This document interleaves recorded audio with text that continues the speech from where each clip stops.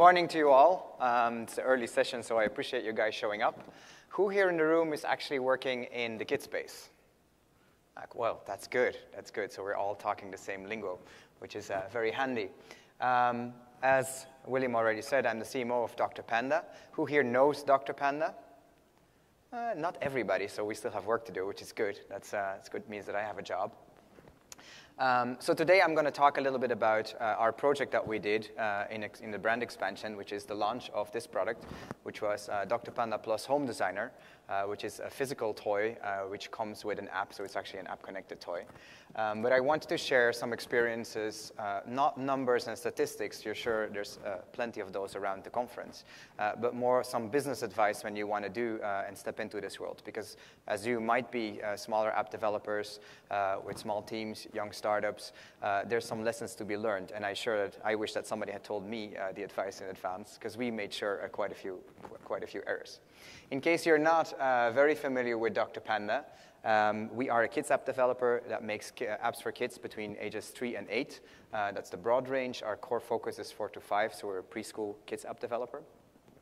We started off in 2012. The company is based in Chengdu, which is in southwest China, and it's the natural home of the giant panda. So that's also where the inspiration comes from. Whenever you hear something in the news about a panda, probably that panda comes from Chengdu.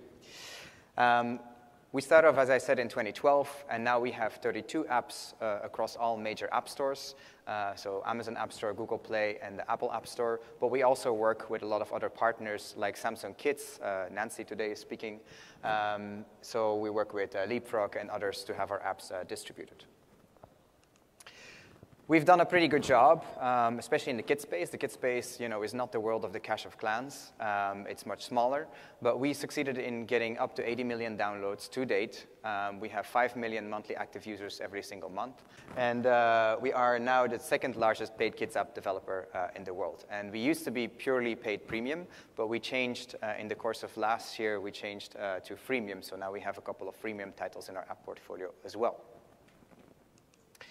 So, when I started with Dr. Panda, which is in 2015, I thought it was very interesting because together with the founders, we set about this vision that it's our dream to make Dr. Panda a best friend for all kids around the world. And the word best friend is really, is really important to us, because a best friend is somebody, that you play with without any rules, that you have a lot of fun with, that you learn with. But that's also somebody that you can trust, and who is reliable, and stirs in your imagination, and that hopefully has a positive impact on you. And that's what we want the brand to be for kids. But because you're a best friend, it also means that you are part of a kid's life across, the life cycle of a child or the life cycle of growing up, which means that you're everywhere. And that's also our vision for the brand, that we grow from being purely an app developer into the toy space, into animation, which is a project that we're working on currently as well, into always up the funnel, and hopefully one day we'll have our own Dr. Panda land like Disneyland. We have to think big. So our first project that we did was Dr. Panda Plus Home Designer. This didn't work. Which is this box, and this is, this box comes with 50 cards and 12 markers, and what it does is that those cards that are in the box contain objects that that you place into a house. These are like a bed, a bunk bed, a laundry machine, a stove, and whatnot. And the cards have a full front color and an outline on the back, and so you can scan with your iPad or your Android device. You can scan those cards. And then the object will pop out in 3D using AR technology, and then kids can scan it into the app. And so the back of the card, which is an empty outline, kids can use to really fully customize using erasable markers. So they can really color the bed or color the toilet or whatever they want to do, give it their own design, and then it pops out and they decorate their own house. So it's really about stimulating that creativity. And whilst they're doing that, they will also learn they will learn words. So once you scan in an object, you'll go into a screen where there's phonetics, and kids will understand the spelling of a word and get the word spoken out. So there's a learning component to it as well. So what comes into the box? Well, with the box, 12 erasable markers, flashcards, as you can see them there. You get the app free with the purchase, and there's a QR code for activation, which activates up to 3 different devices. Let me give you a quick example of how that looks like.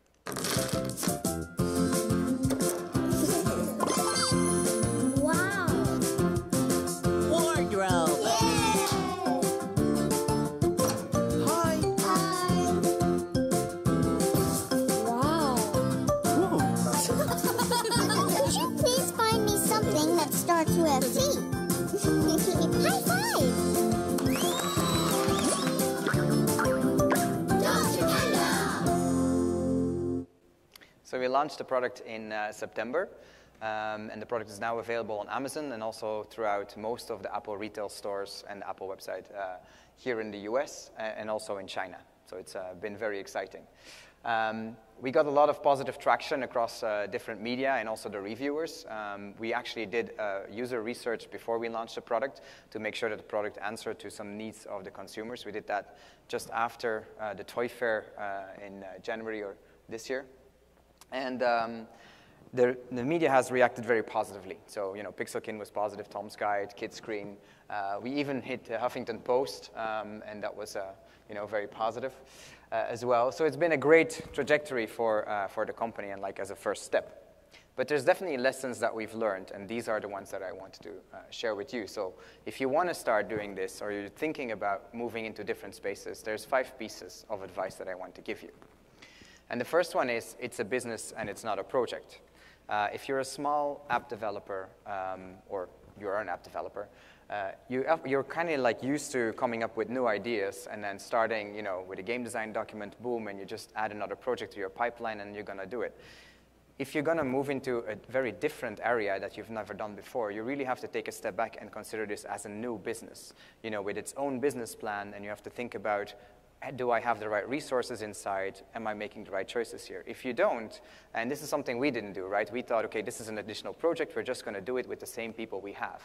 And actually, if you think about it, the cost becomes very high because you're not putting the right people onto the project. You're going to have the people with, those people are very motivated, but they have to go through a very long learning curve.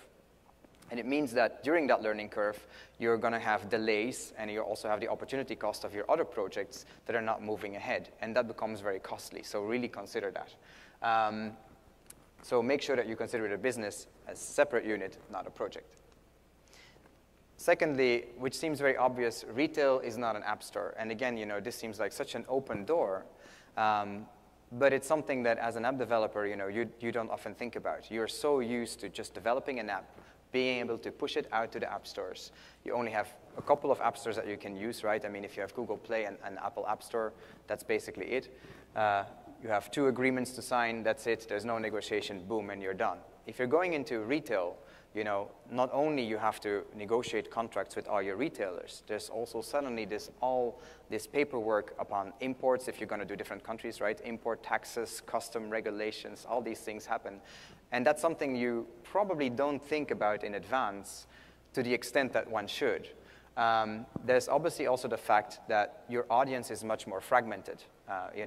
This product, for example, even if you would strike a deal with Target, probably wouldn't sell very well in Target. And why is that? Because your end consumer, or the target audience for this product, needs some time to understand the product. You need to understand that you need a tablet. How does it work? This is a decision cycle that probably lasts a little bit more than 30 seconds, which is about what you get from an audience in Target, right? So a retail channel, very different than an app store. You can also not change it at any given point, right? In the app store, is your price not working? You're going to change your price down the line. You can't do that in the retail store because it has huge consequences. Embrace your conservative self. I think whenever you start off a new project, it is very normal and very human to be extremely enthusiastic about your idea. And that's great, and you need that because otherwise you're never going to get started. But at the same time, you also really, really have to have somebody in your company who's a pessimist. And then you have to embrace that person and say, okay, well, give me all the reasons why it's not going to work, but please do it data-based. So gather data from the market and then start modeling based on the worst data you can find. Because you're sure if you're going to make it work with the worst data, you're going to make it work with the good data as well, right? And I think that's something we didn't do. We really were very enthusiastic about, the app-connected world. We were reading in the news all these amazing stories about how that market was going to explode. I remember well. digital kits 2 years ago, where the app-connected toy was, being praised as the next big thing. But the reality is that it's a slow-moving market, and AR as well is not like you make something in AR and suddenly everybody's going to buy it. It's a slow-moving market, and consumers are just about to get used to the idea of combining physical and digital as well. Understand the rhythm of the industry. This is really, really important if you change industries, right? Whether it's animation, something that I'm also doing at the moment, and if you have questions about anything more in detail, feel free to reach out. But especially the toy industry, right? If you make a toy, you need to understand the rhythm of that industry. 80% of toys are sold during the holiday period. So if you miss the holiday period, you've basically missed a year, right? And then that's one fact. But then probably if you move into toys, you didn't know that most shelf space is reserved within January and February, because that's the toy fair here in New York, it's the toy fair in Nuremberg, that's where all the deals are made, and then if you want to go and enter toy stores afterwards, it becomes really, really difficult to hit those shelf spaces. And so if you don't understand the rhythm of the industry, you're basically shooting yourself in the foot. On a PR level, for example, because we launched in September, so we shot ourselves in the foot, which is great. But we still did a good job. But on a PR level, for example, what I didn't know in advance, as a marketeer, is that holiday gift guides, right? Very important when you want to push a product out to kids during the holiday period. They are basically locked down in June already. So in June, people know what they're going to write about in December, and that's it. You miss that window, you're going to lose a year. We actually had a great partnership with Zebra Partners, a PR agency here in the US. They helped us really to still get coverage, and the coverage you saw, and much more, to overcome that. But it was a lot harder for us than it would have been if we would have been 3 months earlier with the project. So the rhythm of the industry is extremely, extremely important.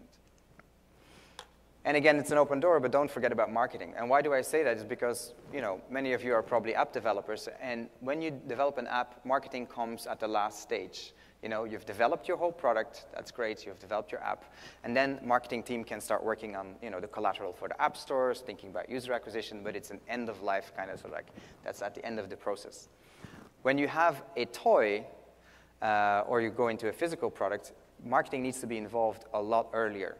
For example, you need to set the price of the product, and that price setting probably needs to come a little bit, hopefully, based on feedback that you get from users. You can't change the price afterwards like an app, because if you do, your whole project will change. Because you've negotiated contracts with distributors, you've negotiated contracts with, or you will negotiate contracts with retailers, and if you change the price, suddenly that whole formula changes. And it might become a little bit precarious for you. So you have to involve the marketing team a lot earlier. You also need to make sure that you have everything planned the minute your product hits the shelves. If you don't do that, you'll lose a tremendous opportunity. Because in retail, it works like this. If your product has no turnaround, in the first 2 months, it sits in the shelf or it sits on the store, retailers will ditch your product, and it's going to take probably years before they want to take you on board for a new partnership again. So that's some crucial piece of advice that you can take away with. All in all, I think, from our experience, and I wanted to leave plenty of time for questions, our experience has been very positive, but nobody really told us this in advance, and I think as a young company with an entrepreneurial spirit, we jumped into this project, head first, and we did all these things, but we didn't always take into account the advice that I'm giving you now, and even though they're open door, I think they're quite important. That said, we are still on trajectory with a very exciting time for Dr. Panda. We are currently developing an animated series based on our main character, which I presented on MIP Junior in Cannes last year, and which will hopefully be on television screens around the world somewhere at the end of this year, at the start of next year, which will push all our retail efforts again in the right direction. And that was it. Thank you. I think we have a few minutes for Q&A, but yeah, Tom, great presentation, lots of great information. And I'm really impressed that, I think a lot of brands say, wow, we built a brand, now let's just license out our IP. But you guys are incredibly ambitious, and you are doing much more than that, and that's really awesome. So who has the first question for Tom? Hi. Thank you for a great speech. It was really interesting. I wanted to ask about Dr. Panda brand development overall. So when you've started with the first applications, did you know that you're going to build it as a brand plus merchandise plus offline games, or you initially thought that it might be easier to start with the apps promotion? So initially, I think the founders of the company, because I was not in the picture yet, started off Dr. Panda. They were producing apps for other companies. They were doing outsourcing. And they had two passions. One, they wanted to do something. They wanted to really create a product for themselves. And then they really liked kids' products. So the first Dr. Panda product was kind of like, a wild shot. So they started with Dr. Panda as an app. And then they quickly understood that there was a resonance with the panda character and how it, the role it had and the name it had. And that's when they said, well, we need to go further than that. So after Dr. Panda Teach Me, which is 2012, they already started, how can we, continue this character and how can we make a brand? So the company also evolved from a company called TriPlay to Dr. Panda. So very early on, this happened. And then I think it was really in 2014, 2015, when the acceleration came into really, focusing on the brand. It's, the way it's presented towards the end consumer and the role Dr. Panda has within the apps. So in keeping with the last question, kind of, what, if any, research did you do, or if you're aware, that the company did prior to launching Dr. Panda, as far as an IP went or its characters go, to see if there's anything else already in the space? 'Cause I know there's, among children, the animals are very popular, so like the Daniel tiger, things like that. Was there any concern that there would be any kind of crossover with something that might already be out there? Yeah. There was no research done, to be fair, on why Dr. Panda. And I think doing research is very important. Again, I wasn't there back in the time. I probably wouldn't have called Dr. Panda, because it's I'm not going to say the word, but it's painful to have that name from an SEO perspective, right? I come from Google, so SEO is kind of my thing. Dr.Panda, not good.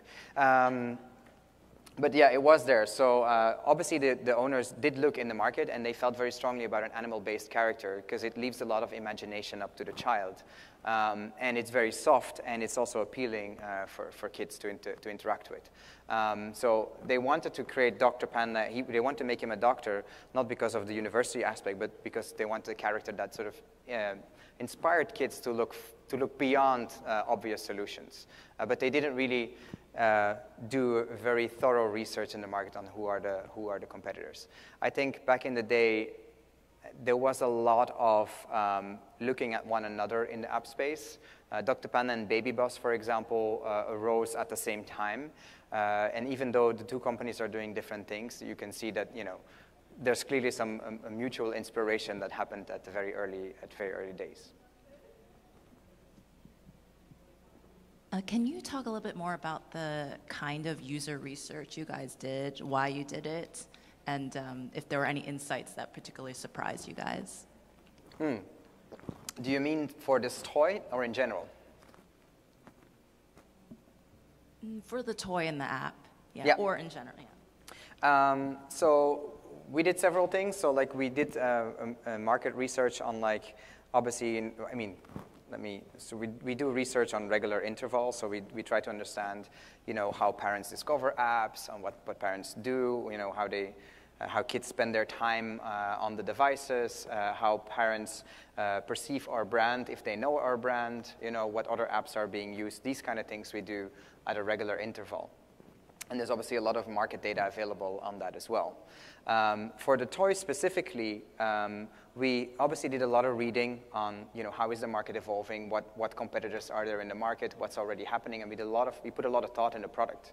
Because especially if you look at the app-connected toy market, there's a lot of gimmicky materials out there, right? So the sort of AR component or the app-connected component becomes just an add-on.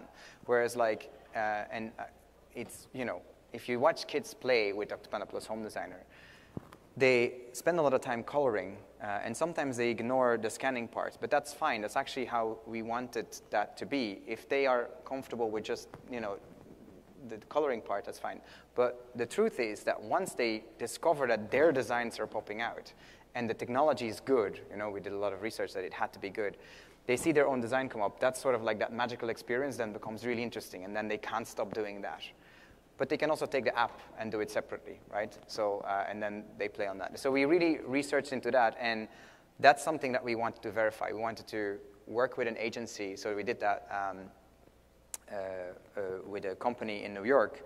We did the whole, we invited 24 parents and their kids to come in with a prototype of the product, and we watched the kids play for about 30 minutes, and then we asked the opinion of the parents and of the child on the product, and that's where we researched, how is the unboxing experience? How is the product delivering upon its promise? How do people perceive the product, and based on just only the box, right? What do they think it's going to do, and then afterwards, did that deliver? How much are they willing to pay? So these kind of things we researched very well in advance, which helped us with positioning the product. So we really, based on that research, we could sort of sharpen the sort of consumer profile that we already had in mind, and target the messaging, change the box based on the feedback, and also set the price, basically. Hi, Tom. I'm curious about the animation. Did you do any small experiments before jumping into a full series? And also, are you modeling this as a separate business or as a general lift across the brand? Yeah. Animation and this toy started off in the same period, so I think we were still in the mood of jumping into projects head first. To answer your question, we didn't test, but what we did do was involve a lot of people from the industry. Because Dr. Panda is an app developer, and based on my experience with Dr. Panda Plus Home Designer, I said, guys, if we're going to jump into animation, and the founders saw this as well, let's pull in people who actually do animation. And we are no script writers, we are no we're no producers. So we really worked with partners in the industry with years and years of experience. At the same time, it is kind of interesting because the kids industry, especially in animation, is very interesting. It's very scripted and quite rigid. So we kept our own DNA, but then worked with people who were experienced in the field. So the first question was, did we do a test? Not really. We are currently launching we have launched a 2D animation on YouTube, which you can see on youtube.com/drpandatv, which already gives us some insight on how kids behave, what's important. But we did do some research into what do kids think is important. We're currently hiring new people as well to do business development for the animated series. I think we still did that too late, to be honest with you. I think we should have been quicker there. So partially I've been doing both marketing and business development for the animation, which is a very tough place because there are very different industries, there are very different target audiences you're talking to. But now we're hiring the right people, and we're sort of bringing in partners that can help us with that part of the business, because it is a very different business. You're talking licensing contracts, quite complicated. You're talking distribution. There's different conferences you have to be at, different places you're going to sell your animation business at. So it is a total different business unit. Part of your question is also, do you see it as a lift for your total business? Yes. We hope, but it's not the only reason why we do it, that through animation our apps will also see an uplift as a brand awareness exercise. But that was not the primary objective. I think my time is up. So thank you very much. And if you have questions, feel free to tackle me, and I'll be happy to give you some more information.